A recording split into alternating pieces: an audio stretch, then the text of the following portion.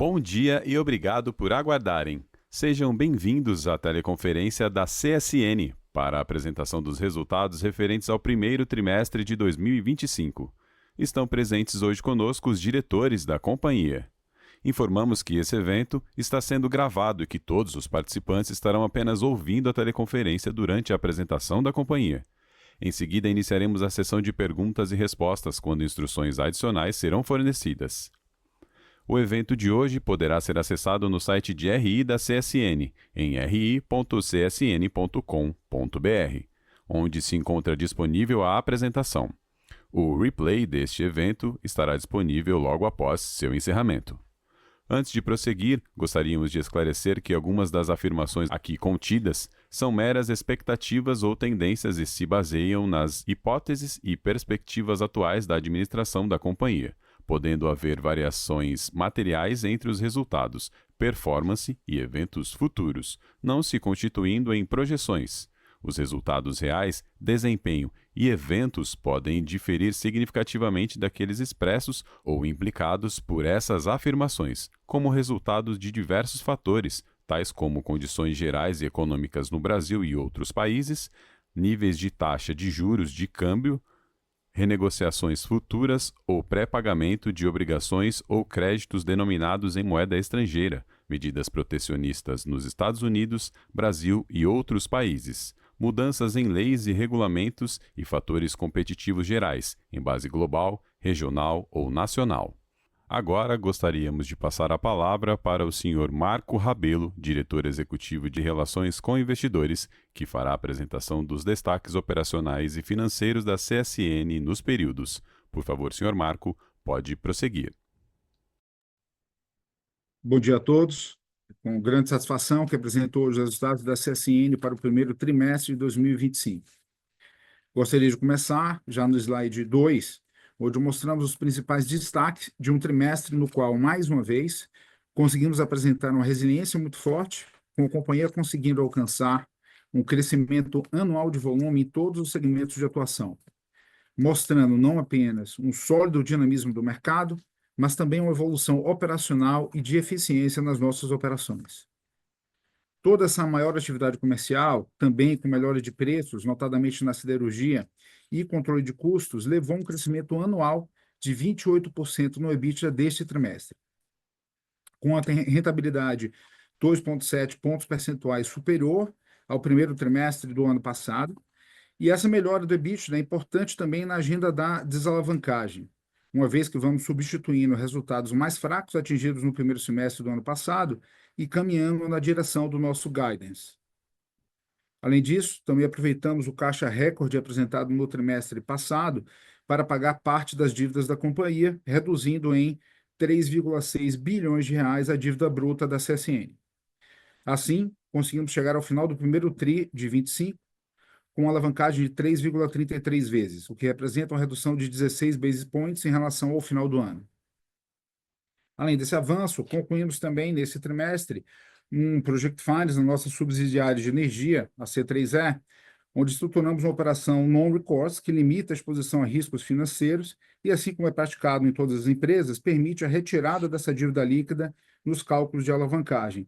Assim, a relação da dívida líquida vai para 3,27 vezes no primeiro trimestre de 2025.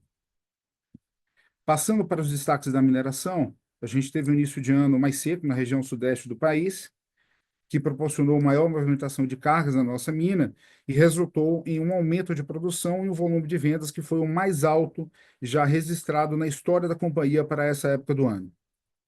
Outro destaque relevante foi a forte queda anual do nosso custo caixa com o C1, atingindo $21 por tonelada no primeiro tri desse ano, contra $23,6 por tonelada no mesmo período do ano passado, ressaltando toda a eficiência e controle de custos que temos conseguido atingir nesses últimos trimestres. Toda essa melhora operacional resultou em um EBITDA 26% acima do verificado no primeiro tri de 24, atingindo 1,4 bilhão de reais e com margem EBITDA de 41%. Na siderurgia, esse foi mais um trimestre muito forte em termos de consumo de aço no mercado brasileiro, e com a CSN conseguindo aproveitar desse forte dinamismo para apresentar um volume de vendas 8% acima do verificado no primeiro trimestre de 2024. Ainda mais importante do que o sólido desempenho da atividade comercial foi um aumento de 2,4% nos preços no período, mostrando os efeitos do reajuste aplicado no início do ano para os aços planos e mais do que compensando a competição mais acirrada no mercado de longos. A combinação de maiores volumes com preços mais altos e um custo de placa estável permitiu que a CSN mais do que dobrasse o EBITDA nesse trimestre, mostrando que estamos no caminho certo para entregar um resultado da siderurgia muito mais forte em 2025. Passando para o segmento de cimentos, podemos observar que, mesmo com toda a pressão de juros na economia, o mercado continua bastante resiliente com forte volume de novos lançamentos. Isso permitiu com que avançássemos em 6% o total de vendas nesse início de ano, mas com o efeito de ter um preço médio mais baixo, dada a fraca sazonalidade do período e uma competição bastante acirrada que esteve presente nos mercados em que atuamos, com isso, o crescimento anual da receita líquida foi de 2,1%, enquanto a margem EBITDA alcançou 22%, com menor diluição de custos e maiores custos verificados no período. Estamos certos que a sazonalidade do segundo trimestre em cimentos ajudará a posicionar as margens de volta no histórico recente da companhia. Por fim, encerramos esse capítulo de destaques também com excelentes notícias para os segmentos de logística e energia. No primeiro, podemos observar uma melhora na movimentação de cargas, principalmente no modal ferroviário, resultando em um forte crescimento de 16% no EBITDA do segmento contra o quarto tri de 2024. Enquanto no caso de energia, o tempo mais seco verificado nas regiões sul e sudeste acarretou em forte alta nos preços de energia, elevando o EBITDA em mais de 100% contra o último trimestre e em um desempenho ainda mais forte quando eu faço a comparação anual com 172% de superação. Passando para o próximo slide, apresentamos aqui o resultado do EBITDA e da margem EBITDA no primeiro trimestre de 2025, onde observamos que a queda no resultado contra o quarto trimestre reflete exclusivamente a sazonalidade natural dos negócios, com os efeitos negativos da menor atividade comercial e a maior incidência de chuvas em relação ao trimestre anterior.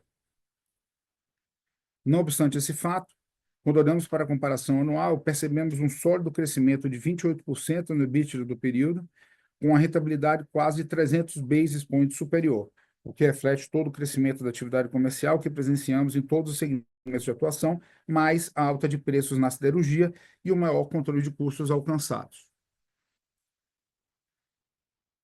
No slide 4, apresentamos aqui as atividades de investimento do período, onde podemos presenciar também uma sazonalidade muito forte na comparação com o trimestre anterior, com um menor desembolso de CAPEX, dado o histórico da CSN de concentrar os seus investimentos no segundo semestre do ano.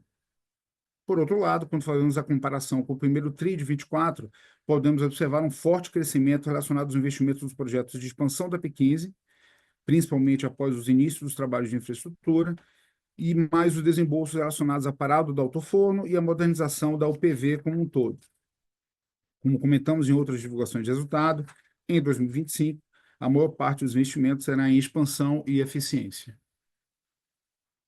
Passando agora para o slide 5, com a abertura do capital de giro, podemos observar uma redução nesse trimestre relacionada à queda verificada no contas a receber, em razão da sazonalidade, com a menor atividade comercial, seguida de um menor volume de estoques e uma redução também na linha de fornecedores. Já no slide seguinte, apresentamos o resultado do fluxo de caixa ajustado, que foi negativo em 173 milhões de reais, um número significativamente melhor do que o resultado negativo de 1,7 bi do trimestre logo anterior. Apesar do sólido EBITDA apresentado nesse período, o fluxo de caixa ajustado permanece pressionado por altas despesas financeiras e pedindo uma geração de caixa mais forte. Isso é mais um indicador do efeito nocivo que as altas taxas de juros trazem para os grandes players industriais brasileiros, com consequente impacto nos investimentos no país. No próximo slide, mostramos a situação do nosso quadro de endividamento e alavancagem, assim como o comportamento da dívida ao longo do trimestre. Como podemos ver no gráfico da esquerda, A principal mensagem aqui é a forte redução de alavancagem apresentada nesse trimestre, com o indicador saindo de 3,49 vezes no final do ano para o atual patamar de 3,33 vezes. Contribuiu para esse resultado todo o esforço realizado para reduzir em 3,6 bilhões de reais a dívida bruta no período, aproveitando o alto caixa do trimestre anterior para pré-pagar parte das nossas dívidas. Além disso, toda a melhora operacional mencionada nos slides anteriores também contribuiu de maneira relevante para esse desempenho. E aproveito para reforçar que seguimos comprometidos em reduzir o nível de endividamento da companhia e continuamos avançando em uma série de projetos para acelerar essa agenda. O primeiro deles ocorreu logo no começo do ano, e já comentei um pouco no slide de destaques, que está relacionado à estruturação de um Project Finance na C3E, cujo modelo non-recourse dá independência para a operação e limita nossa exposição a riscos financeiros. Com isso, portanto, excluindo a dívida, caixa e EBITDA da C3E do cálculo da alavancagem, a relação dívida líquida EBITDA da CSN vai para 3,27 vezes. Outros projetos da CSN também serão estruturados na mesma modalidade, não ferindo a nossa macroequação financeira, mas trazendo liquidez para o consolidado. Fora isso, continuamos evoluindo no projeto de infraestrutura, que trará uma guinada material para a nossa jornada de desalavancagem, além de outros benefícios não menos importantes. Segunda mensagem tem a ver com a perspectiva de desalavancagem natural que temos pela frente à medida que vamos avançando no processo de melhoria operacional e substituição de EBITDAs mais fracos do ano anterior, pelos melhores resultados desse ano. Nesse primeiro trimestre, conseguimos atingir plenamente nossa meta e seguimos confiantes que, por mais difíceis que estejam as condições macroeconômicas, temos espaços para evoluir ainda mais daqui para frente. Por fim, no gráfico da direita, verificamos que a dívida líquida não sofreu grandes alterações nesse período. Passando agora para o slide 8, podemos ver que seguimos em uma posição bastante confortável perante as nossas obrigações de curto e médio prazos, com um caixa forte o suficiente para honrar as obrigações dos próximos 3 anos. Além disso, continuamos com a gestão bastante ativa no objetivo de alongamento do prazo de amortização, com foco em operações de longo prazo. Entre as principais movimentações que fizemos nesse trimestre, tivemos a terceira emissão de debêntures da C3E, no montante de 1,2 bilhões de reais e o prazo total de 17 anos, além de captações e refinanciamentos de alguns contratos bilaterais com fluxo de amortização de até 3 anos, o que representou uma importante redução de 66% na torre de vencimentos de 2025. Com isso, concluímos a sessão dos resultados consolidados e passamos agora para a análise dos segmentos. No slide número 10, temos aqui o volume de vendas na siderurgia e podemos notar que, mesmo com a sazonalidade negativa característica do início do ano, o mercado doméstico continua aquecido, proporcionando um crescimento de vendas de 8% na comparação com o mesmo período de 2024.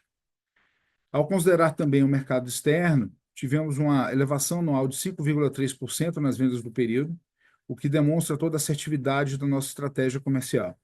Esse resultado fica ainda mais importante quando se considera toda a pressão e concorrência desleal que o país sofre hoje com material importado, que voltou a atingir patamares preocupantes e desafiadores para os players locais. Quando olhamos o slide seguinte, o de produção, percebemos que a queda, tanto na comparação trimestral quanto anual, é consequência da parada para a manutenção do alto-forno número 2. Parada essa que não teve consequências para o custo da placa produzida e tampouco para a performance por tonelada. Quando olhamos para a direita no slide, podemos ver que o custo de produção permaneceu estável no período, enquanto a performance por tonelada gerou um desempenho quase que o dobro do verificado no primeiro trimestre de 2024, ressaltando toda a eficiência que a companhia tem conseguido entregar após os esforços conduzidos para melhorar a operação da siderurgia e, notadamente, a evolução em preço. Passando para a performance financeira da siderurgia, no slide 12, podemos observar uma sólida evolução anual dos indicadores de receita, preço e EBITDA nesse trimestre, inclusive com o melhor preço praticado desde o final de 2023. Esse resultado reflete a sólida demanda do mercado brasileiro, que possibilitou os reajustes de preços aplicados no começo de janeiro, contribuindo também para a recuperação de EBITDA no trimestre. Nesse sentido, conseguir atingir mais do que o dobro do EBITDA apresentado no mesmo período do ano passado mostra que estamos no caminho certo para entregar um resultado muito mais sólido em 2025, por maiores que sejam as pressões vindas do mercado externo. Passando agora para o segmento de mineração, temos no slide 14 o resultado de produção e vendas do último trimestre, onde a principal mensagem é o crescimento anual de quase 12% no ritmo de produção e com o volume de vendas 5,4% superior. Esse desempenho foi possível graças ao período mais seco observado e o aumento da eficiência da operação, com maior movimentação de cargas e otimização da malha logística. Esse é o maior volume de vendas da história da companhia para o primeiro trimestre do ano. Na comparação com o quarto TRI, a queda na produção reflete o menor volume de compras registrado no período, enquanto as vendas foram impactadas pela sazonalidade. Em relação à performance financeira, já no slide 15, o primeiro destaque foi o crescimento anual de quase 22% na receita da mineração, como resultado da melhora na operação e também do efeito positivo do câmbio. Vale notar também que a estabilidade de preços realizada no período. Preços esses que têm que ser mantidos em um patamar elevado e proporcionado sólidos resultados para o segmento. Por fim, podemos ver também que o maior volume de vendas, com preços Ou estáveis e créditos custos mais baixos, denominados em resultaram no moeda forte estrangeira, crescimento anual medidas de protecionistas nos 26% do Estados EBITDA, Unidos, com uma margem Brasil e de outros 41%. países, mudanças em leis e regulamento No slide regional ou seguinte, nacional. temos a Bridge, Agora que traz a gostaríamos de passar a reconciliação palavra do para o EBITDA senhor do primeiro Marco TRI Rabelo, contra o diretor trimestre executivo anterior. de Nesse Finanças e caso, podemos ver que a Relações com combinação de Investidores, preços que fará a marginalmente mais apresentação altos, dos com custos mais baixos de frete e a melhora de mix acabou sendo compensada pela sazonalidade do período, com vendas mais fracas e menor diluição de custo fixo. Passando para a análise de cimentos, temos no slide 18 a análise de volume de vendas observada no trimestre. Mais uma vez, continuamos a ver uma demanda bastante sólida no mercado brasileiro, mesmo com o efeito da taxa de juros, com o programa Minha Casa Minha Vida e a queda no desemprego, ajudando a puxar o consumo de cimentos. Nesse sentido, temos conseguido aproveitar toda a nossa malha logística para capturar novos mercados e o crescimento anual de vendas de 6% mostra que estamos no caminho certo. Isso se comprova também na comparação com o trimestre anterior, onde tivemos uma queda de apenas 1,6% na atividade comercial, mesmo em um período sazonalmente muito mais fraco, com maior incidência de chuvas e férias de início de ano. No slide seguinte, temos a performance financeira do segmento, uma evolução mais própria à sazonalidade do período. Quando olhamos para o desempenho da receita, podemos ver que o crescimento de 2,1% sinaliza uma dinâmica mais fraca de preços praticados, enquanto a redução do EBITDA reflete um ambiente competitivo, mas também custos mais altos de matéria-prima e uma menor diluição de custos fixos. Como mencionamos nos destaques dessa apresentação, acreditamos que a sazonalidade mais forte do segundo trimestre em diante será uma alavanca importante para o crescimento da qualidade dos resultados para o patamar que tivemos no ano anterior e um crescimento consequente do fluxo de caixa da companhia. Por fim, passo agora para o segmento de logística, no slide 21, onde apresentamos os principais indicadores financeiros. Aqui podemos observar que o modal ferroviário conseguiu apresentar uma maior movimentação de cargas, quebrando a sazonalidade negativa com as chuvas do período. Assim, alcançamos uma evolução tanto no faturamento quanto no EBITDA do segmento, com a margem EBITDA atingindo 46,1%. Com isso, eu termino as apresentações dos segmentos e convido a Helena Guerra para apresentar os destaques de ESG. Bom, bom dia a todos. Bem, nós começamos aí 2025 com muito entusiasmo e com a certeza que nós estamos preparados para mais um ano de avanços consistentes em nossa jornada ESG. Nós seguimos consolidando cada vez mais nossa cultura de segurança, atingindo ano a ano consistentes resultados na redução de acidentes. Seguimos aí especialmente focados em buscar reduzir a ocorrência de eventos que detenham alto potencial de gravidade ou que possam se tornar fatalidade. Chegamos, então, nesse trimestre, a uma redução de 23% nesse tipo de evento, quando a gente compara com o mesmo período do ano anterior. Iniciamos também o ano mantendo nossa performance em descarbonização, baseada em uma estratégia absolutamente focada em investimentos em projetos que aumentam a nossa eficiência operacional, que reduzem custos e que reduzem também as nossas emissões de CO2. Então, nesse contexto, esse trimestre refletiu uma redução nas nossas emissões em todos os segmentos de nossa atuação. Na mineração, 9% da intensidade das nossas emissões. Em cimentos, que hoje corresponde a 40% de toda a emissão do Grupo CSN, 2% na intensidade das nossas emissões. Recebemos, inclusive, esse trimestre, a renovação do selo Falcão Bauer, de sustentabilidade para o nosso cimento CP3 32 e CP3 40, que é produzido em Vitória, então, um cimento de menor intensidade de CO2 do Brasil. Na siderurgia também reduzimos nossa intensidade de emissão em 8%, quando nós comparamos com o ano base da nossa meta. Na agenda social, seguimos firme no compromisso em ter uma empresa mais diversa, perseguimos essa convicção, porque, como eu disse no call anterior, para nós a busca de uma empresa mais diversa jamais esteve dissociada da busca por eficiência, da busca por desempenho. Então, nós batemos a meta de dobrar o número de mulheres na CEMIN com um ano de antecedência, ao compromisso que a gente estabeleceu, chegando a quase 27% do nosso efetivo. No Grupo CSN, só do último trimestre para cá, foram mais de 300, comparando com o mesmo trimestre do ano anterior, foram mais de 350 mulheres como parte do nosso efetivo, o que nos dá aí um aumento de 75% na representatividade feminina, desde que a gente estabeleceu a meta lá em 2020. Esse trimestre também nós fizemos o 4º encontro de embaixadores ESG. Esse encontro foi especialmente importante, porque tinha como foco treinar o nosso pessoal, especialmente nessa parte de gestão de riscos climáticos e riscos de sustentabilidade.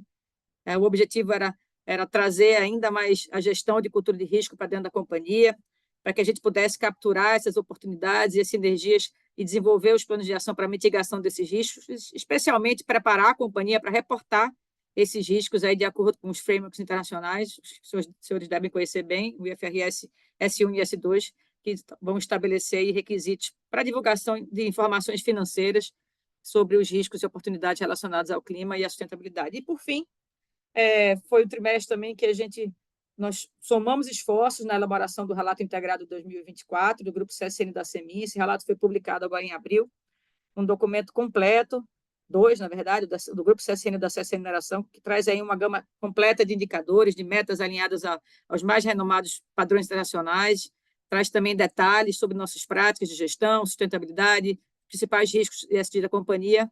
Bem, da minha parte é isso, estamos aí começando o ano, que seja um ano marcado por ainda mais segurança, por sustentabilidade, por inovação, por responsabilidade e várias conquistas compartilhadas. É isso, muito obrigada.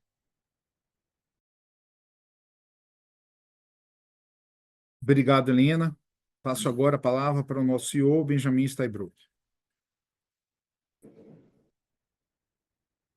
Queria, primeiramente, cumprimentar a todos. Então, bom dia, agradecer a participação no call de resultados aí da CSN. E eu gostaria de mencionar aqui alguns itens que foram positivos para a mudança que nós fizemos na companhia a partir do último trimestre do ano passado. E que tivemos resultados concretos. Vocês podem observar o volume dos 4 negócios nossos foram bem melhores em termos da mineração, com recorde de produção e de venda, a siderurgia, melhorando a produção e a entrega, apesar da redução que nós tivemos do forno 2. O cimento, apesar do período chuvoso do primeiro trimestre, também se comportou muito bem, produziu mais e a venda também foi maior. E a logística e a energia, que são ainda negócios menores, também se empenharam de maneira bastante positiva em termos de resultados. Nós temos no segmento de siderurgia um preço de aço constantemente melhor, apesar do mercado muito, muito difícil em função do importado.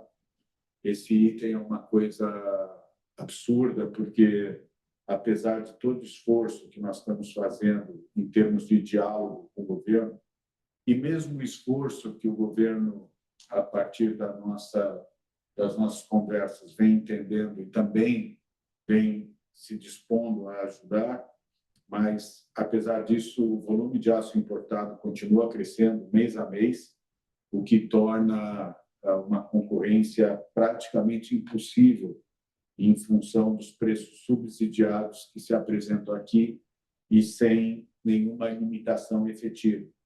Então, nós estamos realmente fazendo todos os esforços em termos de diversificar produtos, de diversificar as vendas nas regiões, de diversificar clientes, para que a gente possa, em nichos, vender a nossa produção de melhor forma. É tremendamente destrutiva, é tremendamente punitiva essa importação sem controle que está havendo do aço.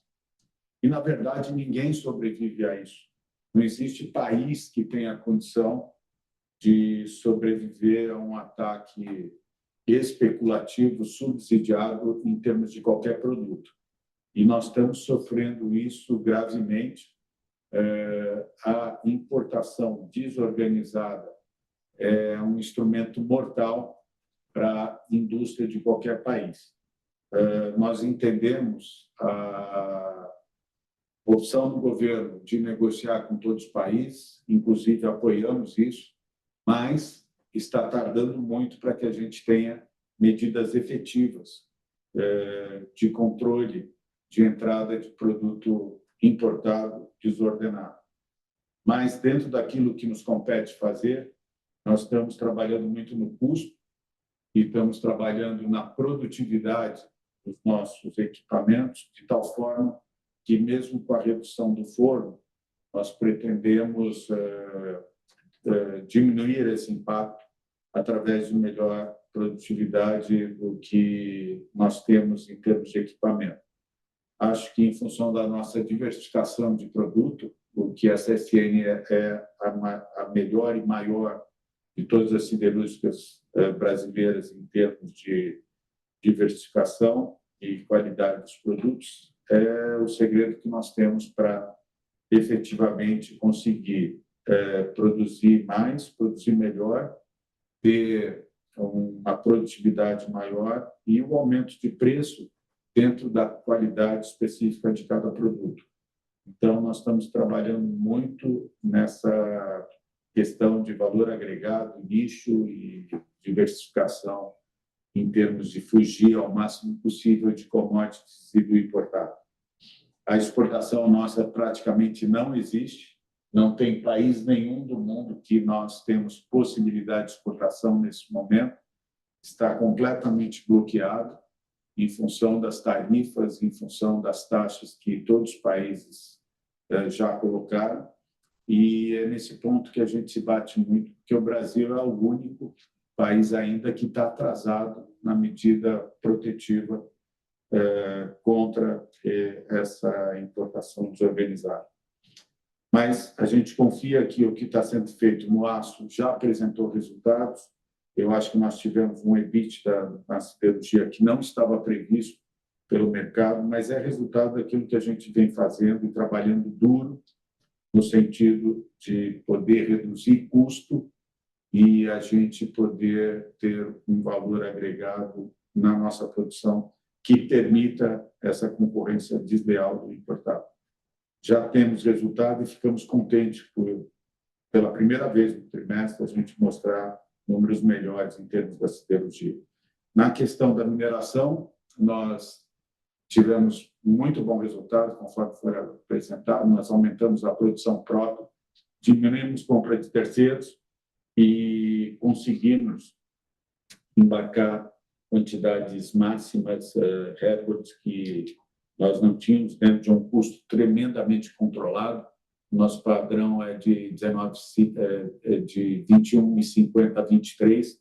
Nós performamos a nível de 21 custo, o que foi excelente. Pretendemos manter isso e temos também a possibilidade efetiva de redução de custo de frete, Então, a gente vê com bons olhos a questão nossa interna de produção, de volume de produção e de custo, e olhamos atentamente a China, porque, conforme eu digo sempre, quem entende China é chinês, mas, em função daquilo que eles estão demonstrando, em função daquilo que eles vêm falando em termos de recuperação da economia chinesa, e que certamente começa pela construção civil e infraestrutura, que já estão tomando medidas com relação a isso, os estoques estão baixos, nós achamos que o mercado de minério de ferro se comportou também acima da expectativa do mercado.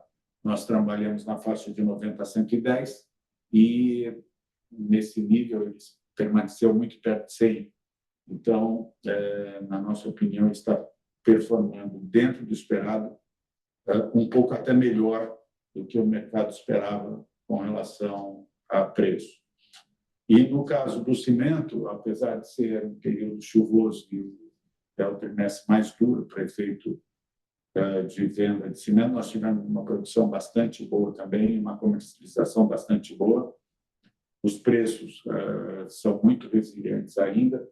Nós estamos trabalhando com praticamente metade do preço do cimento nos Estados Unidos, como referência. Nós estamos por volta de $60 da tonelada, nos Estados Unidos é 120. Então, demonstra como nós estamos sendo competitivos dentro de um mercado muito estreito de ainda apresentar resultado. E a grande coisa que nós se comprometemos e estamos fazendo, apesar de toda a dificuldade desse mercado financeiro maluco, que é o brasileiro, onde é impossível de se produzir qualquer coisa com resultado, empresas que querem crescer, empresas que querem investir, são impossibilitadas em função desse juro que é completamente inexplicável e completamente prejudicial a um ambiente de negócios que é o esperado de um país como o Brasil. Se nós não atacarmos rapidamente essa distorção, que esses juros reais absurdos, que, na verdade, estão favorecendo somente um setor, que é o setor financeiro, a gente está vendo a destruição de todos os outros em função da impossibilidade que é trabalhar com juros reais no nível que nós estamos. Isso daí é inadmissível e, se nós não tivermos uma ação rápida do governo, no sentido de colocar em ordem essa distorção desses juros reais, a gente vai ter muita dificuldade de investimentos, muita dificuldade de continuidade de operações e, eventualmente, até com o início de desemprego. Então, me preocupa muito essa continuidade desses juros distorcidos muito altos que prejudicam tremendamente todo mundo em termos de produção e de consumo. Mas, apesar disso, nós conseguimos uma desalavancagem forte. Nós reduzimos de 3,49 para 3,33, considerando a parte operacional nossa. E, se considerarmos a operação da C3E, nós reduzimos ainda mais para 3,27. É um esforço contínuo que a gente está fazendo, mesmo de sobrevivência, porque, conforme eu disse, para trabalhar com esses juros é impossível de ter qualquer tipo de sobra, se considerarmos aquilo que nós pagamos de impostos, mais aquilo que nós pagamos de juros, mais a depreciação que nós temos no nosso negócio, com margem nenhuma você consegue viabilizar investimentos que são necessários do ponto de vista de modernidade de equipamento e de atendimento à questão de ESG, que é uma coisa que é necessária. A partir do momento que eu tenho equipamentos novos que permitem que você possa produzir poluindo menos, é obrigação de todos que isso seja feito. Então, eu acho que dentro do ambiente de negócio adverso e dentro do esforço que nos cabe fazer, em termos de apresentar resultados, foi um bom trimestre. Eu acho que a gente, sazonalmente, sempre o primeiro trimestre é mais fraco.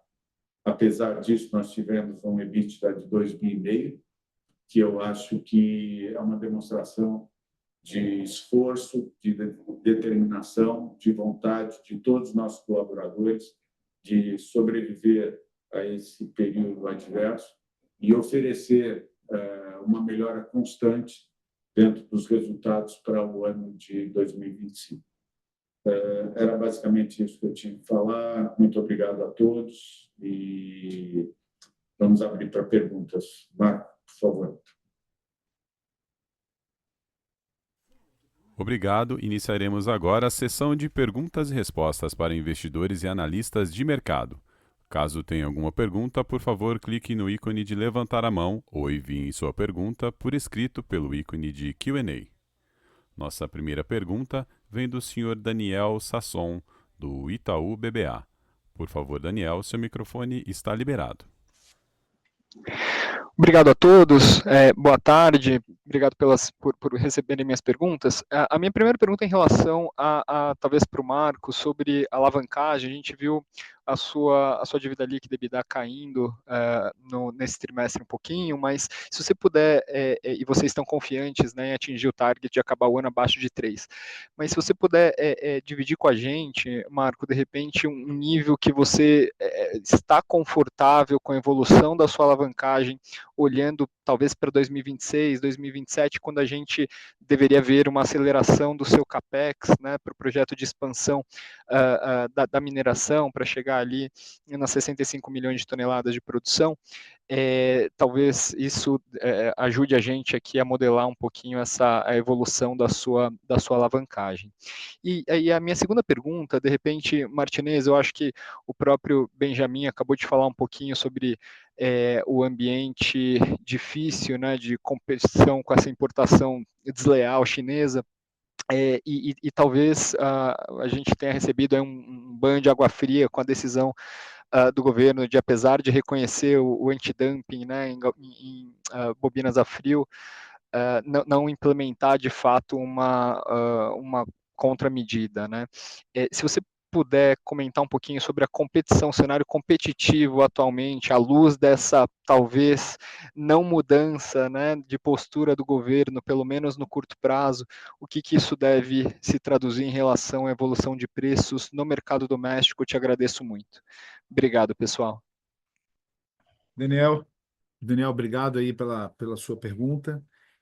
Eu acho que, assim, para falar, primeiro, obviamente, a gente não dá guidance tão longe de 26, 27, mas soltando algumas perspectivas nossas aqui, assim, a gente tem feito primeiro uma gestão do CAPEX de investimento da companhia de uma maneira muito crítica, muito assertiva, né? Focando muito nos projetos que são realmente importantes nessa transformação da companhia, notadamente siderurgia e mineração. A gente já falou hoje do P15, falamos também em outros calls dos projetos importantes da siderurgia que vão fazer a siderurgia voltar à rentabilidade que a gente quer ter dela, e são projetos que, obviamente, a gente precisa implementar durante o ano, mas com todo o cuidado de tomar os financiamentos nos níveis corretos aqui de taxa de juros, que já foi bem comentado por nós e também pelo nosso presidente aqui nas suas palavras.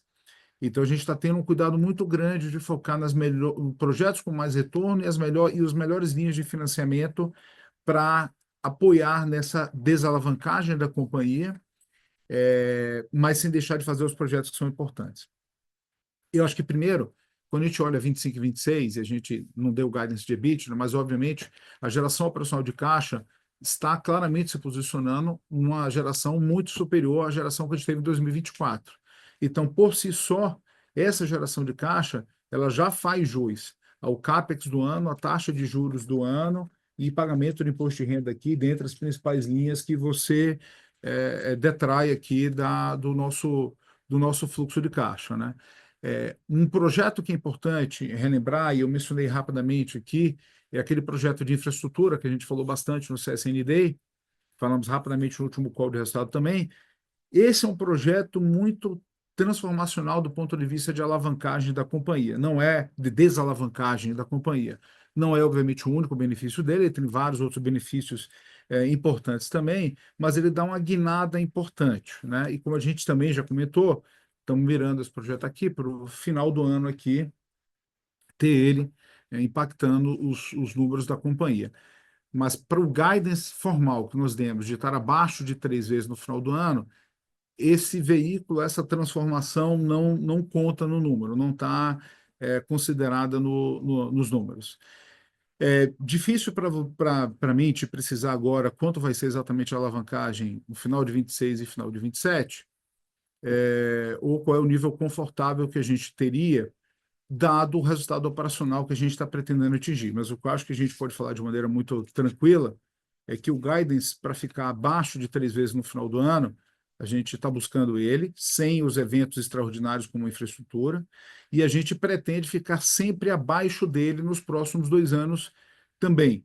O quanto mais a gente puder se aproximar de níveis inferiores, dado que a gente tem o projeto de voltar a ser investment grade em algum momento futuro, que obviamente não depende só da companhia, depende do próprio país, do rating do país e vários outros fatores, a gente vai fazer. Esse é um projeto da companhia, a gente já comentou outras vezes, então a nossa estratégia é continuar desalavancando para o menor nível possível. Obviamente, além de infraestrutura e da melhoria do resultado operacional de siderurgia, a gente vai ter outros saltos relevantes quando a gente atingir 2027, em 2 anos, porque a gente vai ter a P15 entrando em operação, trazendo ali mais 15 milhões de toneladas de um minério high grade e alguns bilhões de reais de EBITDA adicional para a companhia, e a Transnordestina também, que entra em operação de maneira plena.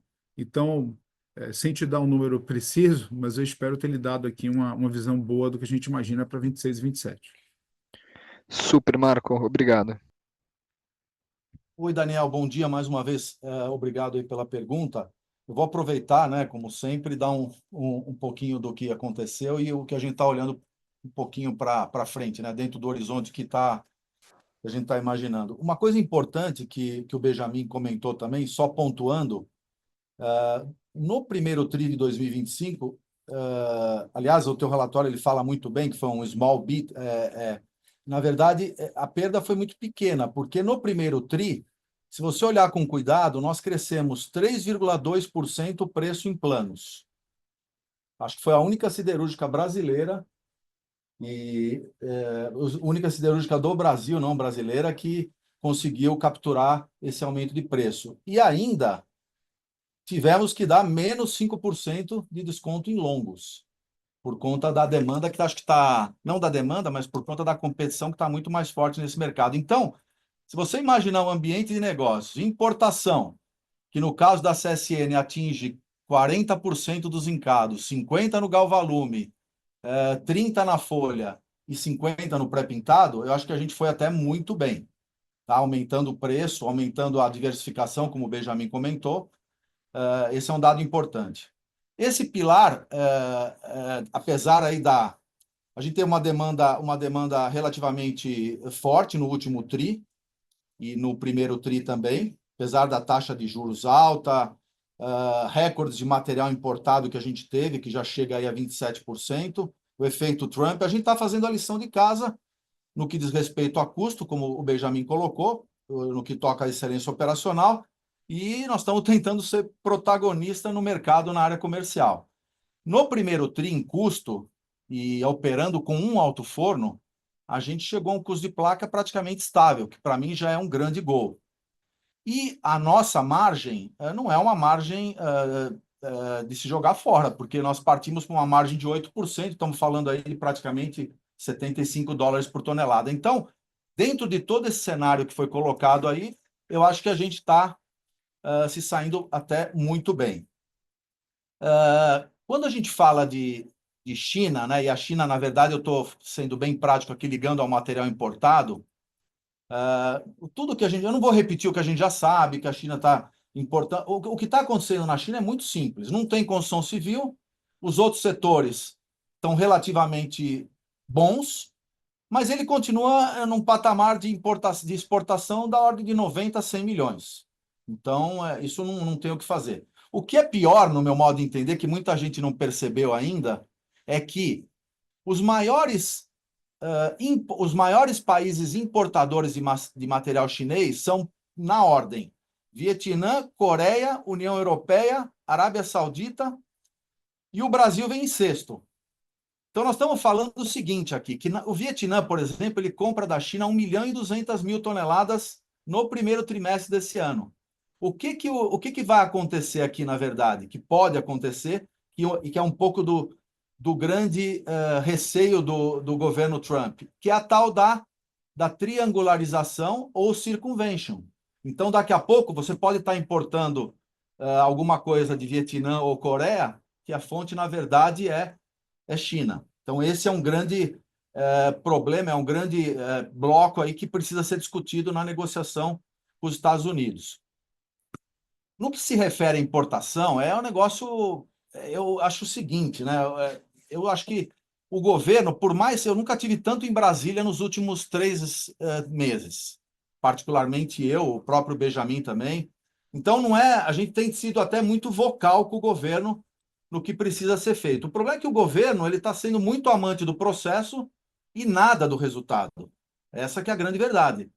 E beira até a irresponsabilidade, porque um import penetration de 27%, você falar que o material importado tem um market share maior que o da CSN, eu nunca vi isso aqui na história do aço, na história que eu tenho aqui de 23 anos, e acho que até para trás a gente não consegue ver. Então, Daniel, reforço isso, né, e vou aí engrossar o coral aí dos outros colegas das outras usinas, que isso aqui é uma situação, e do próprio Benjamin, que é uma situação insustentável. Isso aqui tem consequência, sim, e não dá para imaginar que nós não vamos colher algo ruim do que está acontecendo. Quando a gente fala aqui do mercado interno, o que está acontecendo? A demanda ela cresceu no primeiro trimestre mais ou menos 7% em planos. E a demanda, que eu digo, o consumo aparente, perdão. A demanda, as vendas internas cresceram 1%. E nós, CSN, caímos um pouco, porque a gente privilegiou um pouco o mix, apesar de não estar ideal ainda, e privilegiou um pouco o aumento de preço, que foi da ordem de 3,2%. E essa praticamente vai ser uma estratégia que a gente deve ter no segundo TRI, porque quando você tem excelência operacional, você opera com alto forno 3, comprando menos coque, comprando menos material de terceiro, tendo o menor custo possível e, eventualmente, complementando com alguma compra de placa ou de BQD, que não da China, e reforçando a nossa produção.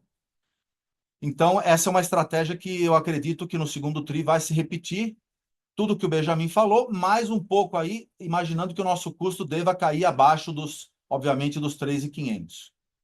Quando você vai para os mercados, o mercado do primeiro TRI já é um pouco diferente para frente. A gente percebe ainda mercados como montadoras que foram super bons no primeiro TRI, já tem um certo arrefecimento em alguns mercados, mas a gente espera que mercados que estavam estacionados, como máquinas, equipamentos, agrícolas, voltem a compensar e manter, na verdade, o crescimento do mercado interno nesse ano, o que não seria também nada mal.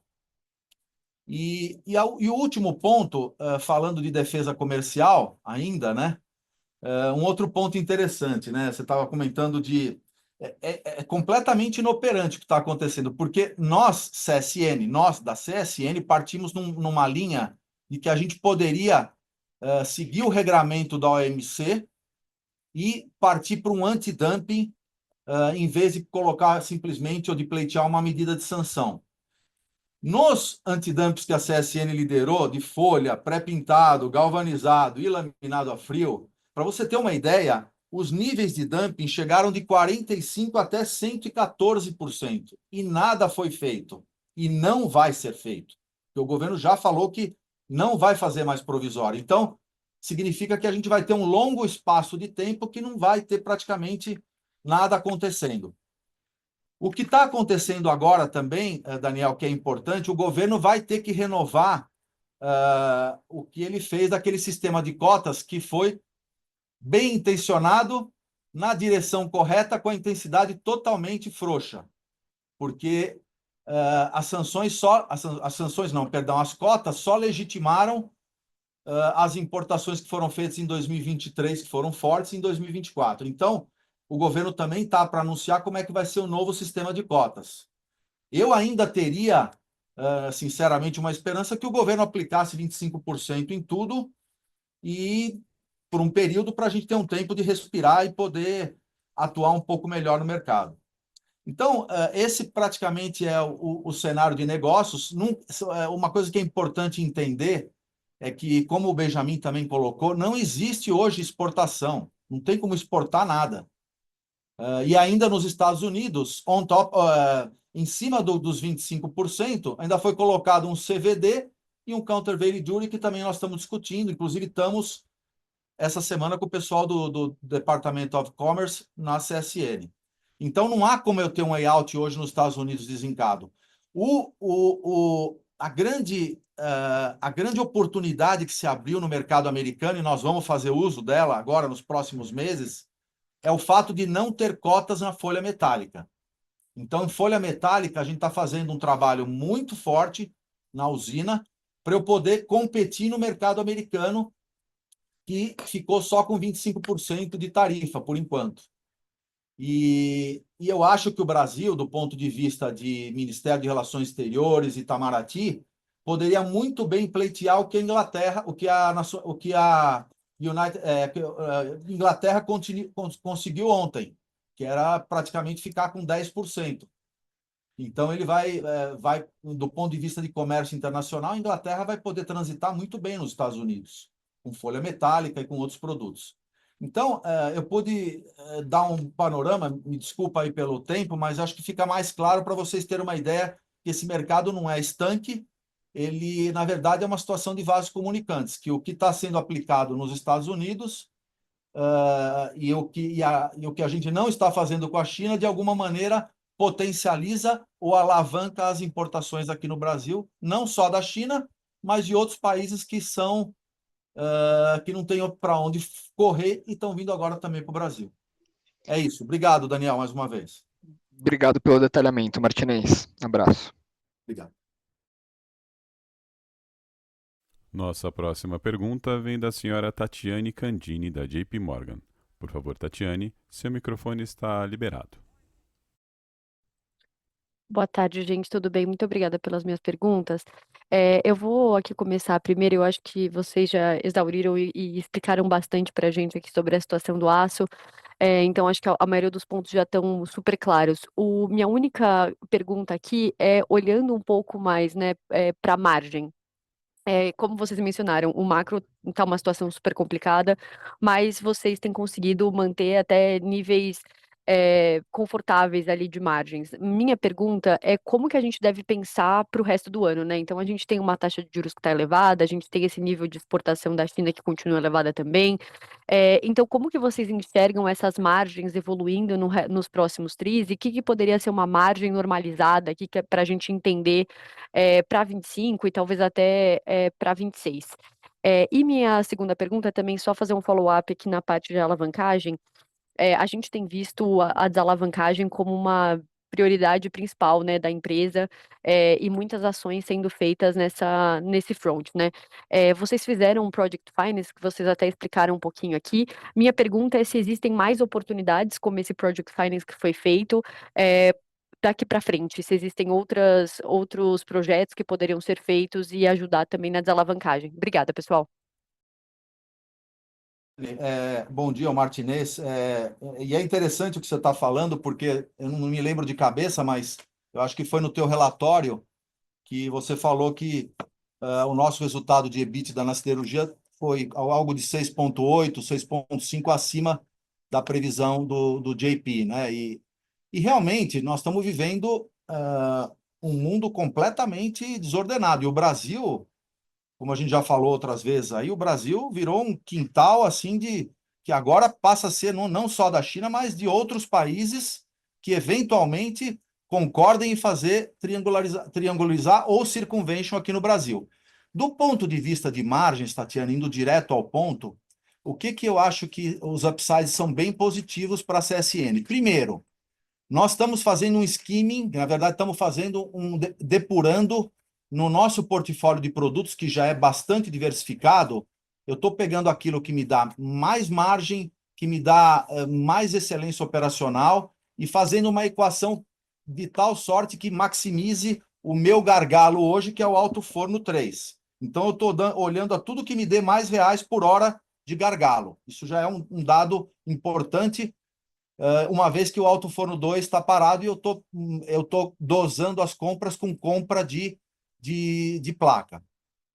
Então, do ponto de vista de custo, com certeza, essas 3.500 que a gente teve em placa, ele vai experimentar uma queda, não posso precisar ainda, mas eu acho que ela vai ser bem pronunciada, pelo menos no segundo, no terceiro trimestre, em relação a custo.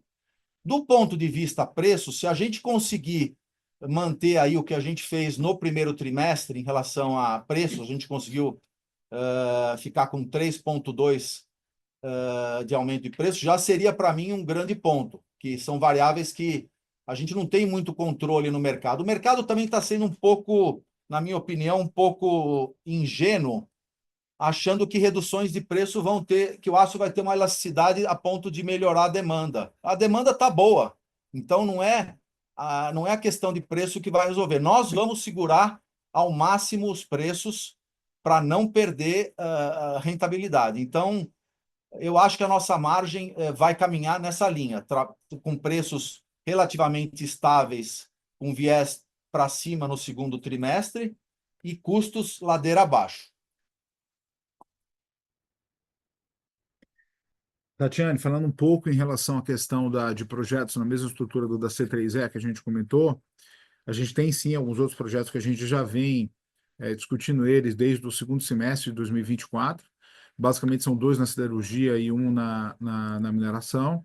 A gente pode mencionar, tem uma bateria de coque, uma subestação de 500 kV e tem um projeto chamado B4 na mineração também, que são projetos que a gente vem estudando, já vem estruturando na modalidade Project Finance também. Obviamente eles tomam um pouco mais de tempo, porque são projetos e estruturas que não são plenamente replicáveis, então você tem que ter um trabalho para construir de uma forma muito mais específica para cada projeto.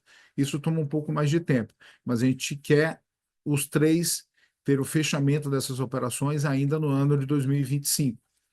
O impacto deles na desalavancagem da companhia, diferente da C3E, aí é mais no médio prazo, porque são projetos novos, greenfields, que serão implementados, e aí com a implementação e a geração de caixa e todos os benefícios advindos do projeto, vão ajudar a impulsionar a desalavancagem da companhia. Mas é algo que a gente vem adicionando aqui dentro da estrutura de capital e dentro das ferramentas que a gente tem de financiamento da companhia, como algo importante nesse momento aqui de desalavancagem e investimento nos projetos importantes ao mesmo tempo.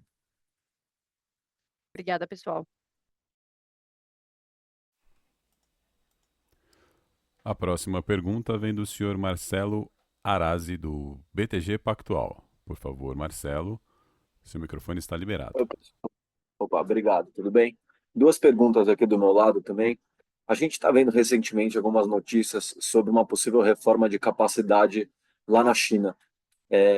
Eventualmente falam em 50 milhões de toneladas, mas queria entender um pouco qual que é a visibilidade de vocês em cima desse tema, entender o quanto isso poderia eventualmente ajudar a indústria, talvez mais um efeito aí de médio prazo. E uma segunda pergunta, talvez falar um pouco de cimentos.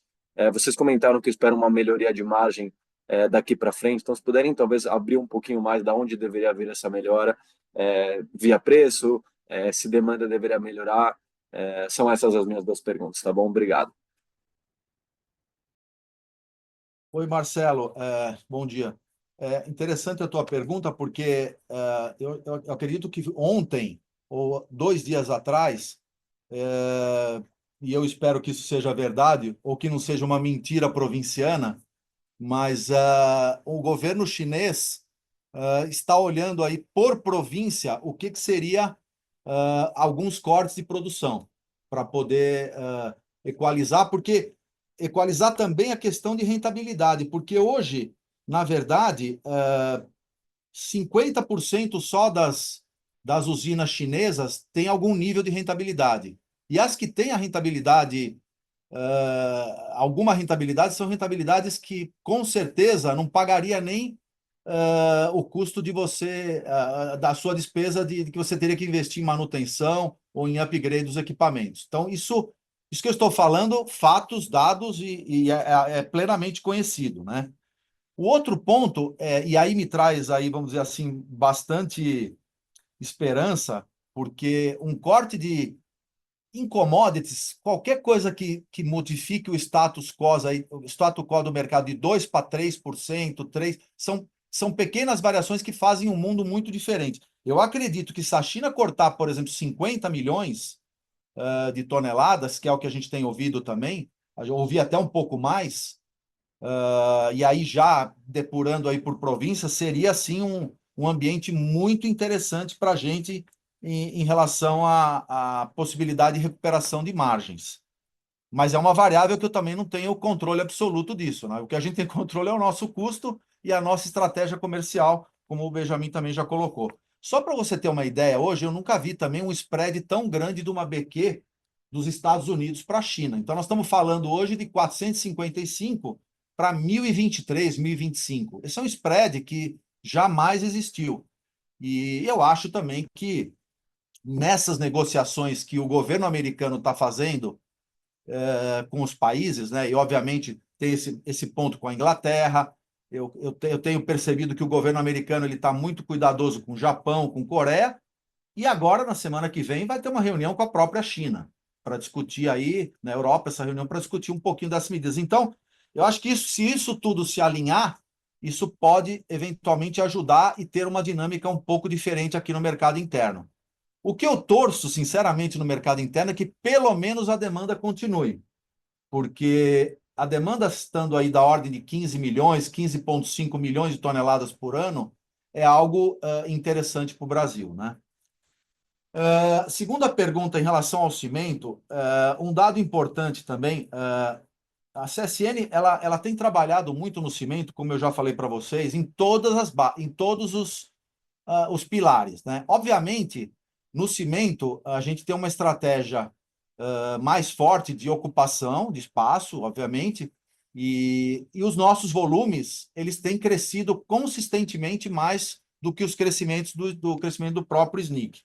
O que aconteceu no preço, e eu estou muito tranquilo com isso, porque mês passado o nosso preço subiu já perto de 3%, é que o preço começou a cair, na verdade, no final do trimestre passado, em novembro e dezembro, um pouquinho em janeiro, mas fevereiro e março nós já recuperamos. Então, o que a gente pode esperar para o cimento? Primeiro, não acredito que deva ter um desaquecimento no Minha Casa Minha Vida, principalmente nível 2 e 3.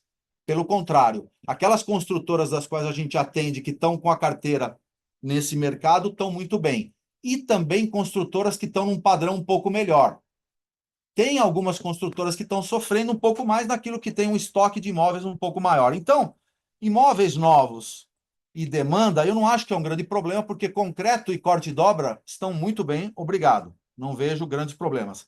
O que pode ser um upside ainda, que não foi, que a gente fala há tanto tempo aqui, que espero que a gente comemore em algum tempo, a questão da infraestrutura, que poderia também dar uma ajuda. Apesar de que a CSN tem entrado em outras obras aí grandes aí que estão acontecendo, de metrô e de outras obras de engenharia que estão sendo colocadas. Do ponto de vista de custo, eu vou passar um pouquinho a palavra para o Edivaldo, que vai complementar, mas a gente está muito seguro da estratégia. A gente tem trabalhado muito forte na logística, em maximizar o FOB líquido, em reduzir as interfaces que a gente tinha eventualmente com a aquisição da Lafarge.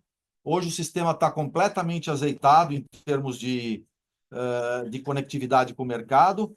E a CSN, como eu sempre falo, ela tem uma ligação umbilical com o mercado de construção civil. Eu sou realmente aquele one-stop shop, entendeu? Eu vou vender vergalhão, tela, treliça, tubo, cimento, concreto, corte e dobra, areia, agregado. Então, a gente tem aqui um pilar forte comercial que é complementado pela excelência operacional, que o Edivaldo vai complementar agora o nosso ponto no cimento. Obrigado. Obrigado, Martinez. Obrigado, Marcelo, pela pergunta.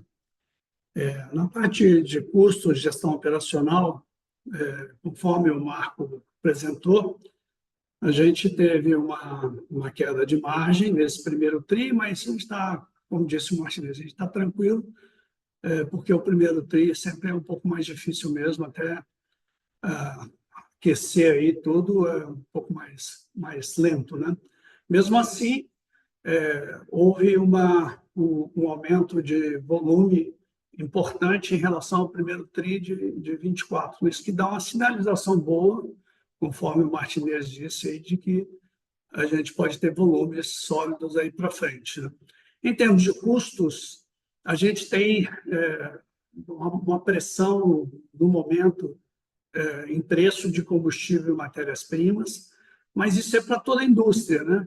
A gente, obviamente, através de uma gestão de custos que está no nosso DNA da empresa, a gente parcialmente offseta esses aumentos, mas uma visão aqui é de que a gente vai conseguir e vai poder, uma vez que esse aumento de custo, mesmo que seja momentâneo, situacional, aí, ele é para toda a indústria, a gente vai poder recuperar ainda mais os preços, conforme o Martinez falou. Então, a gente vê o cimento forte e com a tendência positiva para frente. A gente, nosso objetivo é estar próximo ou superar 30% de margem de EBITDA, e isso que a gente está buscando, e acredito que vai acontecer para os próximos meses à frente. Obrigado, pessoal, super claro. Nossa próxima pergunta vem do senhor Matheus Moreira, do Bradesco BBI. Por favor, Matheus, seu microfone está liberado.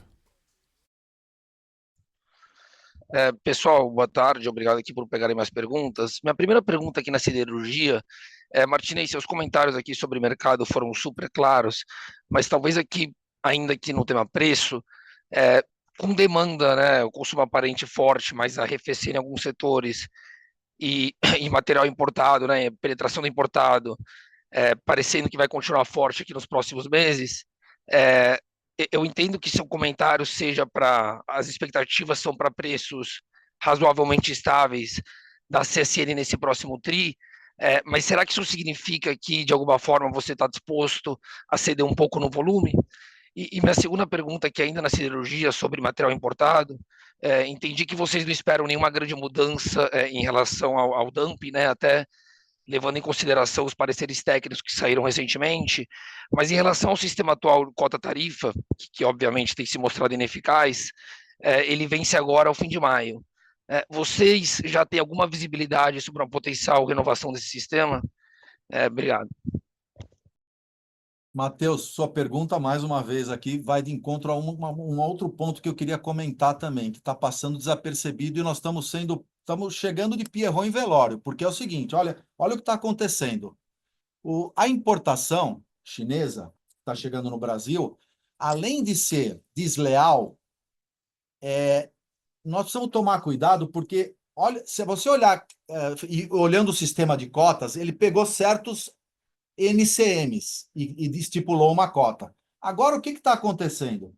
O pessoal da China está colocando boro em alguns aços e está desvirtuando o código de NCM. Para você ter uma ideia, a importação de aços especiais, que não são especiais, que estão com o código errado, cresceu praticamente no primeiro trimestre, numa razão de quase 60%, para você ter uma ideia do que cresceu. Até abril de 2025, vindo da China nesse código, foram 400 mil. Não pagou tarifa. Sabe quanto foi no passado? 100 mil. Então, aqui, além da questão da cota, tem aqui uma pequena, desculpa a palavra, perdão a palavra, sacanagem que está sendo feita, que mereceria também uma punição pelos órgãos competentes das especificações que estão chegando no Brasil, porque isso, na verdade, não é nem questão de... Isso, na verdade, é um atalho ilegal que está sendo feito para chegar à importação aqui no Brasil. Em relação à continuidade da importação, para ser muito sincero, Matheus, eu ainda tenho esperança que a gente aprenda. Por amor, nós não vamos aprender mais. Que a gente, pela dor, acabe aprendendo um pouco mais aí e o governo realmente renove essas cotas com uma taxa muito maior e com uma taxa que permita, pelo menos, limitar a importação a 10, 12, até 15% seria um patamar interessante. Até porque o governo tem um receio distorcido e totalmente imponderado e incorreto que iria produzir inflação no Brasil. Isso não é verdade. Então, esse perigo não vai ocorrer. Mas eu acho que o governo tem que ser mais diligente, mais responsável e tomar essas medidas em relação à defesa comercial. No caso no outro caso que você comentou em relação ao cenário de preços, o meu portfólio hoje, que eu sempre falo que a gente, como usina siderúrgica, a gente tem 52% de materiais revestidos, eu ainda tenho espaço para crescer aí. Então, nós não temos grande espaço para crescer em aumento, a menos que tenha alguma realocação aí, uma equalização das tarifas, mas eu tenho ainda a possibilidade de melhorar o meu portfólio. E o que ainda considero bastante possível é que no terceiro, quarto trimestre a gente já consiga trabalhar com um nível de exportação de folha metálica para os Estados Unidos mais interessante, que também valorizaria o nosso portfólio. Do ponto de vista ainda de produto, não se esqueça que a gente tem as nossas unidades produtivas em Portugal e Alemanha que já estão vivendo um momento melhor. Na Alemanha, a questão energética, a questão da energia já está mais ou menos equalizada, as margens do nosso business na Alemanha já estão mais decentes. Portugal, a gente passa por um patamar positivo já e o mercado, como está muito fechado, a CSN está participando bem no mercado da Península Ibérica. E nos Estados Unidos, apesar de todo o lado competitivo, a gente aproveitou o primeiro trimestre, vocês podem ver que a exportação cresceu um pouquinho para jogar mais material para os Estados Unidos e poder colher o resultado no segundo e no terceiro tri. Então, foi uma estratégia premeditada para poder aumentar a margem. Do ponto de vista de aumento de preços, eu acho que o cenário do Brasil é muito mais... Eu não acho que o cenário...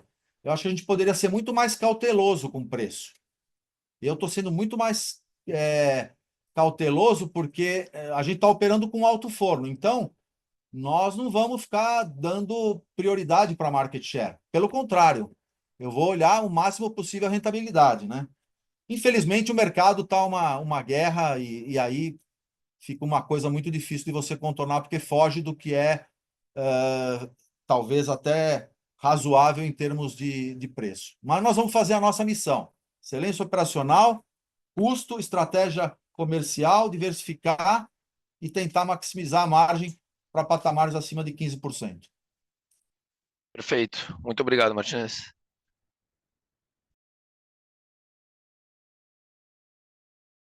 Nossa próxima pergunta vem do senhor Guilherme Nipes, do XP. Por favor, Guilherme, seu microfone está liberado. Bom dia, pessoal. Obrigado pela oportunidade de pegar minhas perguntas. Eu tenho duas perguntas aqui. A primeira dela é uma pergunta um pouco mais geral com relação à alocação de capital. Vocês têm diversos projetos aí no portfólio, tem a parte de mineração, reforma do forno no Brasil, investimento em cimentos. Então, pensando aqui no contexto de todas essas discussões de tarifas e certezas com relação à dinâmica de juros no Brasil, eu queria entender um pouco se isso poderia eventualmente mudar a cabeça de vocês com relação à alocação de capital e até se vocês poderiam tangibilizar um pouco melhor quanto desse CAPEX vocês poderiam eventualmente transferir de 2025 olhando para os próximos anos. Essa é a minha primeira pergunta. E a minha segunda pergunta entra ainda na parte de siderurgia. Se vocês poderiam dar um pouquinho mais de detalhes sobre a parada no Forno 2, que aconteceu ali em janeiro, e aí como é que anda a reforma, algum time de conclusão, e se a gente deveria ver algum impacto ali em volume, mix e CAPEX para 2025, e eu entendo aqui que a estratégia deveria ser continuar comprando placas de terceiros, que pelo que vocês comentaram, ao longo do segundo trimestre, terceiro trimestre, deveria haver alguma queda. Então essas são minhas duas perguntas, e obrigado pela oportunidade. Guilherme, obrigado aí pela pergunta. Acho que em relação à questão de alocação de capital, você tem razão, a gente tem um exercício muito tempestivo aqui dentro do nosso comitê de investimento, nas discussões de alocação de capital. E dado o que a gente, inclusive, comentou um pouquinho no começo do call, das taxas de financiamento mais altas aqui no ano de 25, aliás, que já vem desde 23, né, mas ainda mais altas aqui no ano de 25, a gente tem sido extremamente dedicado, assertivo, crítico na alocação de capital em cada um dos projetos. A gente já fez, a gente comentou isso nos últimos calls também, um exercício grande para a gente não ter um CAPEX em 2025 superior ao do ano anterior, ao do ano de 2024, e com isso já tirando alguns projetos para frente. No caso da siderurgia específica, porque você mencionou a questão das tarifas e que poderiam, de alguma forma, impactar a nossa alocação de capital, a gente já está focado em 2025 nos projetos dentro da siderurgia, basicamente dentro da linha, continuando a questão de sinterização e mais modernização dentro da UPV, que leva a trazer mais eficiência dentro do processo. São investimentos que também foram feitos em 24, a gente colheu o resultado deles no terceiro TRI de 24, no quarto TRI de 24 e agora no primeiro TRI de 25, então mostrando que eles estão na direção certa.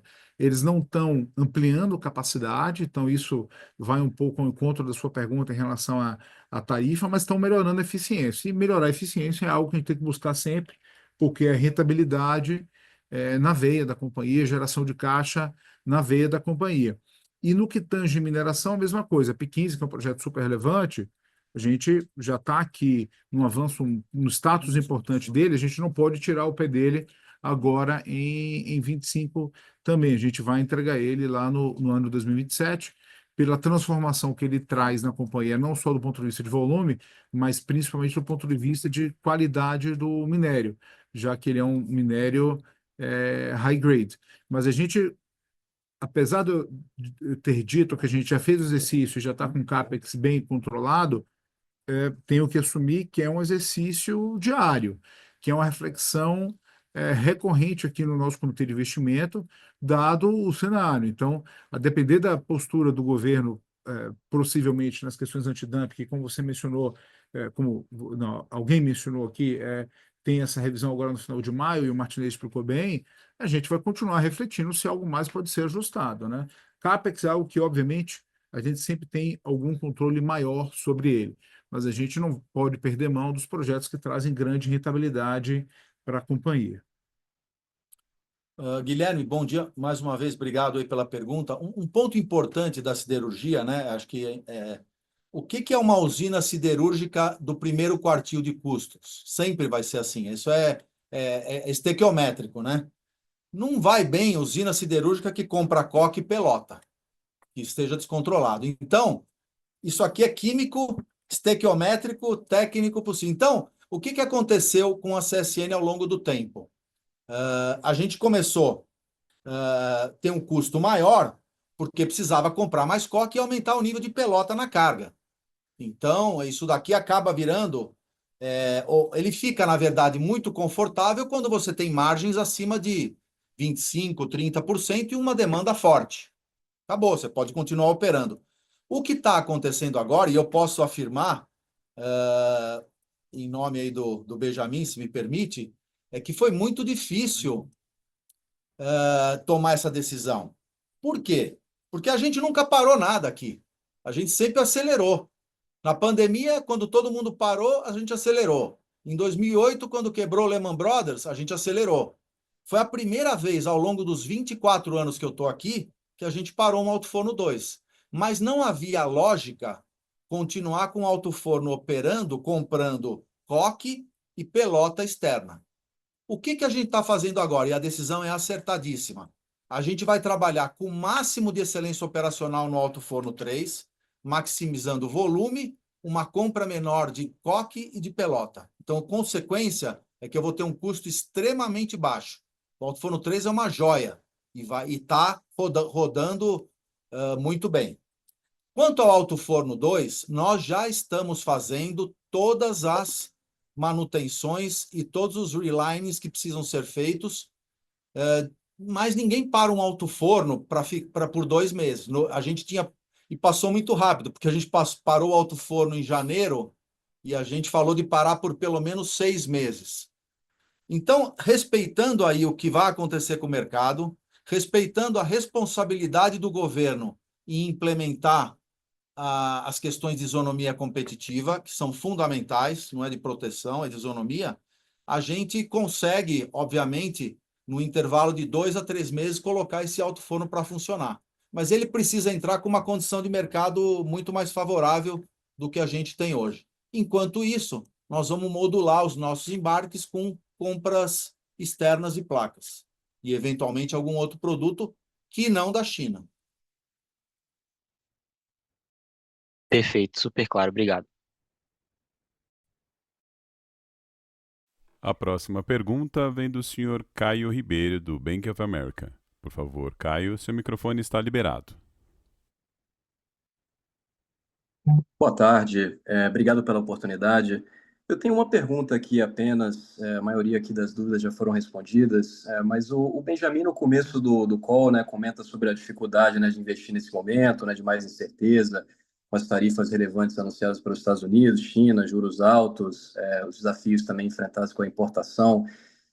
E juntando essa dinâmica, né, com a pressão na geração de caixa, eu queria ver como que esse ambiente impacta ou não, né, as decisões de distribuição de dividendos, e de buyback também na mineração. Seria essa a pergunta. Obrigado, pessoal.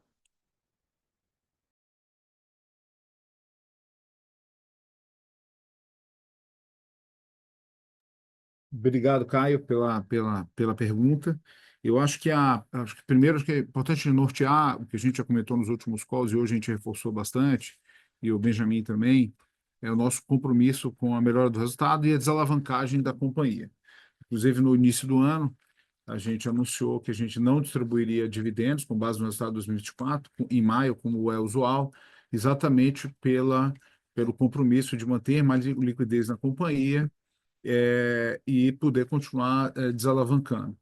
A distribuição de dividendos futuras de outro semestre, obviamente, vão estar sempre lastreadas em relação ao resultado operacional que a gente conseguir entregar, a desalavancagem que a gente conseguir entregar, ao momento de mercado, e vai. Então, não tem uma decisão clara para cada período, como a gente vai estar agindo, ou como o Conselho vai estar aprovando as distribuições de dividendos futuras. Mas eu acho que a mensagem do primeiro semestre agora foram bastante fortes na linha do nosso compromisso e que tem um link, obviamente, direto com a melhoria do nosso resultado e do nosso fluxo de caixa para novas distribuições de dividendos. Mas, óbvio, distribuição de dividendo é também uma função social da companhia, e a companhia sempre foi muito constante nisso, principalmente na consideração com os acionistas da mesma, né?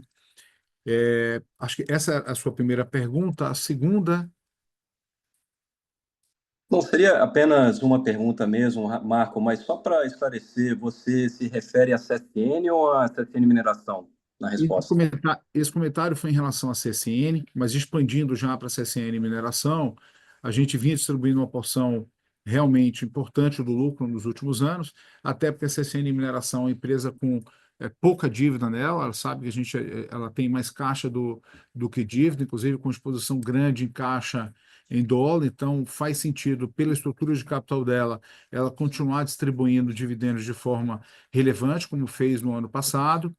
Esse ano, especificamente, a gente acabou de anunciar, como é de conhecimento no mercado, uma distribuição de R$ 1.300 entre JCP e dividendos, que a gente deve estar desembolsando até o final, vai estar desembolsando até o final do ano. Novas distribuições também vão depender bastante da evolução, tanto do preço do Platts, como dos projetos da CEMIG.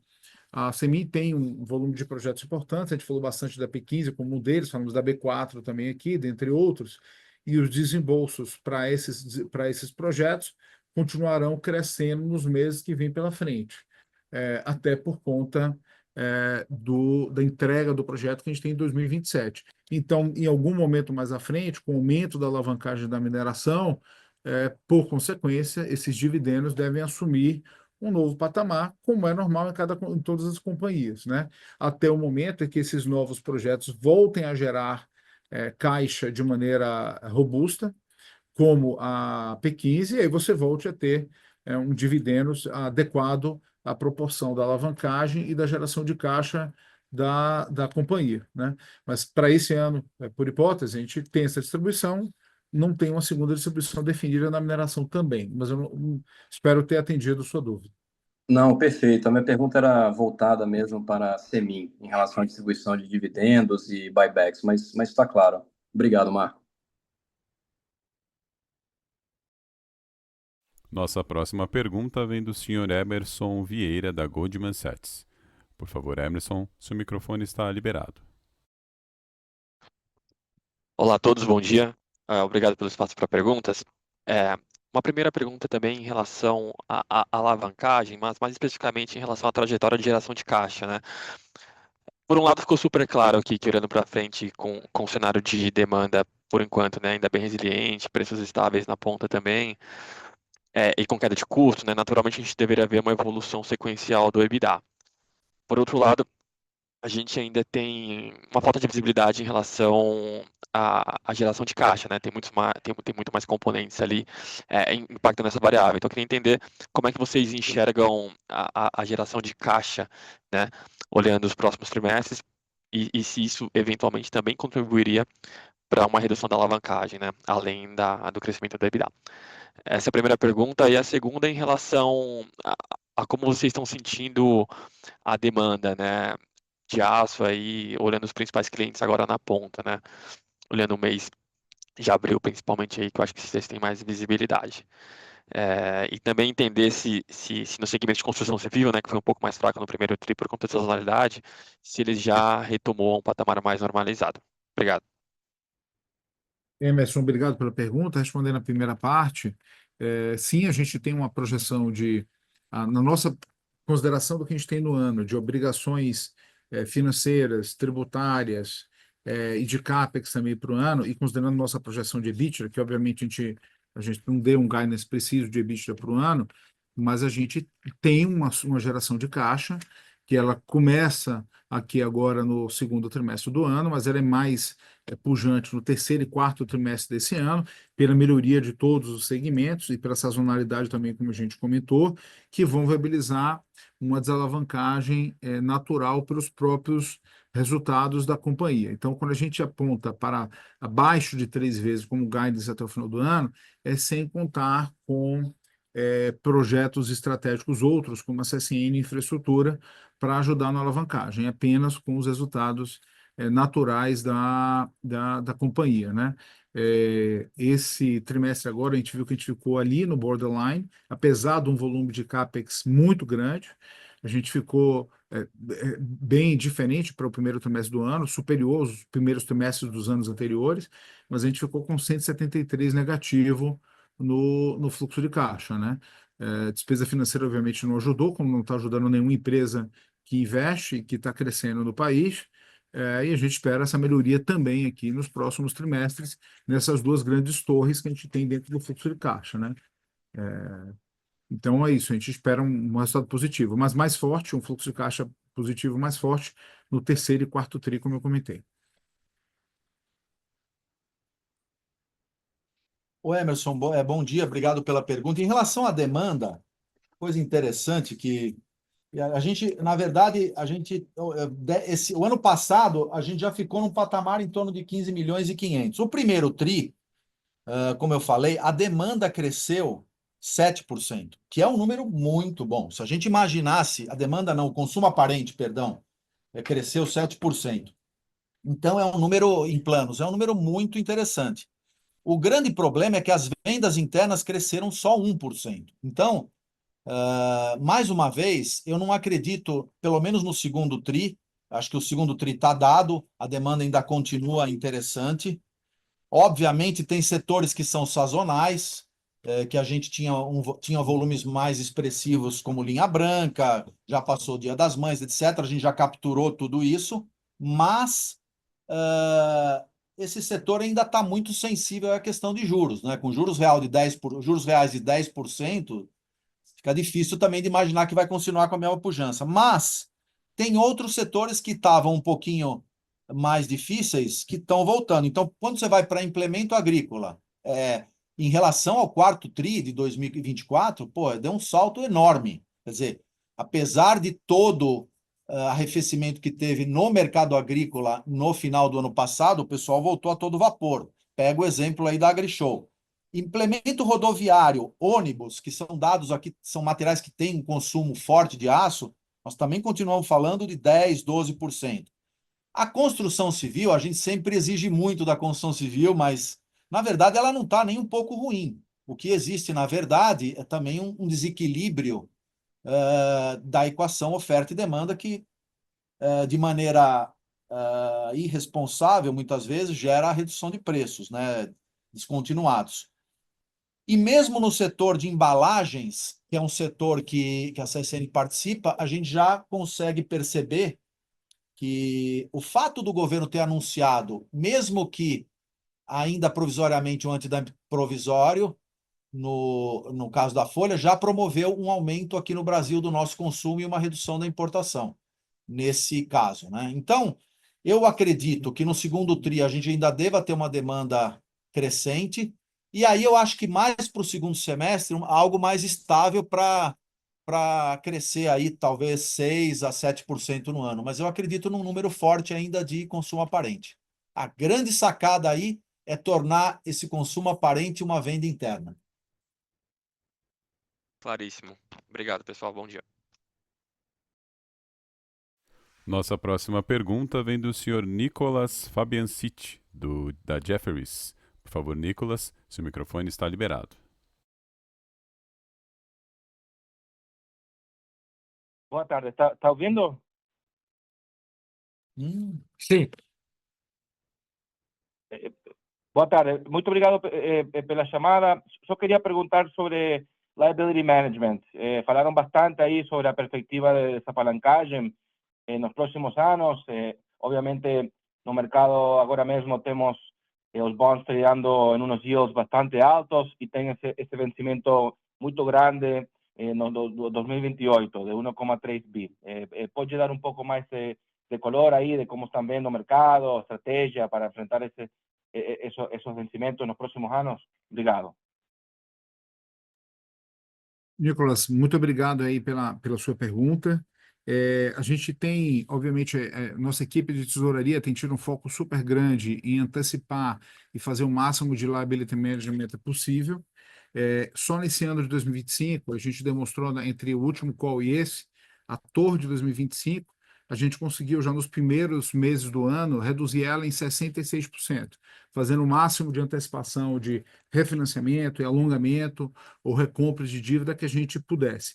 A torre de 2028, que, como você sabe, tem um bonde de quase 1,4 bi de dólar ali estacionada, é uma que a gente tem olhado com muito carinho. A gente quer fazer esse liability management o mais cedo possível, talvez em mais de uma operação, mas no patamar atual de 9 alto por cento que os bonds mais longos estão tradando, a gente não entende ainda como um patamar adequado para fazer essa operação.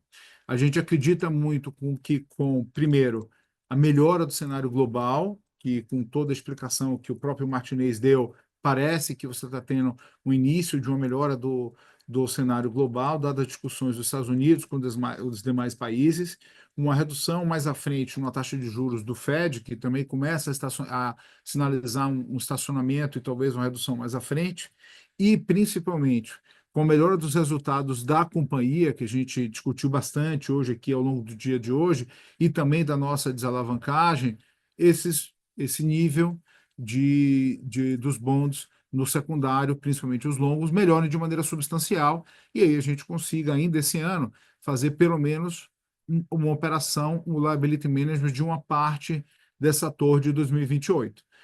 Temos tempo ainda para chegar até lá, mas a gente está acompanhando de maneira muito assídua aqui, tempestiva, esses números, mas nesse patamar de 9 alto, não viabiliza ainda fazer essa operação.